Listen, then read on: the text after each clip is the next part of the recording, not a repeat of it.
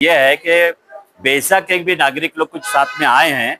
तो बेसा के लिए मैंने अभी चार दिन पहले संडे के दिन मैंने खुद श्रीकांत शिवनकर साहब ने मुझको कहे कि बेसा में वहाँ पर रोड का प्रॉब्लम है, गटर का प्रॉब्लम है। तो मैंने वहाँ पर पूरी इंक्वायरी करने के बाद में नंदुरकर को फोन लगाया था मैंने कलेक्टर साहब के पास में जाकर, और वहाँ ये कहा था। तो नंदुरकर ने इंस्पेक्शन भी कराया आके इंजीनियर के साथ में और काम शुरू, मगर वहाँ रोड सीवर लाइन जरूरी है।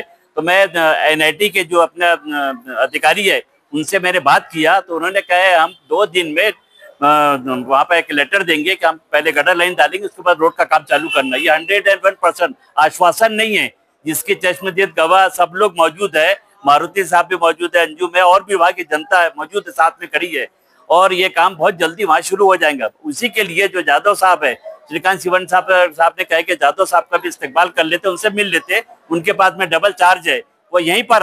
नागपूर शहरामध्ये स्लम्सच्या अंतर्गत पट्टे वाटपाचा जो प्रश्न आहे तो बेशाचा प्रश्न प्रलंबित आहे, हसनबागचा प्रश्न प्रलंबित आहे, नंदनवनचा प्रश्न प्रलंबित आहे आणि पूर्ण 10 झोन मध्ये जे नाग नदीच्या किनाऱ्यावर राहणारे मंडळी आहेत त्यांना त्या नाग नदीच्या पट्ट्यावरच्या लोकांचे घरांची रजिस्ट्री होत नाही, त्यांना पट्टे मिळत नाही।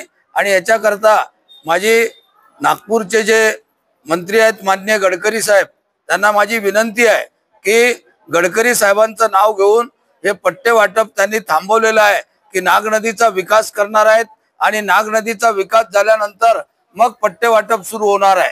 तर त्याच्यामध्ये त्या नाग नदीच्या किनाऱ्यावर 50 मीटरवर जे घर आहेत त्या घरांचे पट्टे वाटप ताबडतोब केले पाहिजे। गडकरी साहेबांना माझी विनंती आहे राष्ट्रवादी काँग्रेस पक्षाच्या वतीने आणि सोहेलभाई शिवनकरजी, मस्केजी आणि या सर्व आलेल्या नागरिकांच्या वतीने की या गरीब लोकांचे पट्टे वाटप यांनी ताबडतोब करावे। काय नागपूर महानगरपालिकेचे जे प्रशासक आहेत अभिजित चौधरी यांचं नागपूरच्या जनतेकडे बिलकुल लक्ष नाही, कारण ते नॉन सिरियस आहेत, नॉन सिरियस अधिकारी।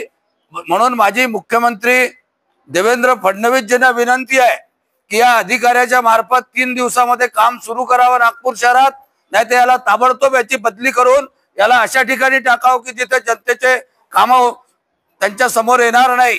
ज्या पद्धतीने मुंडे साहेबांचं झालं त्याच पद्धतीने यांचा मुंडे करायला पाहिजे अभिजित चौधरींचा।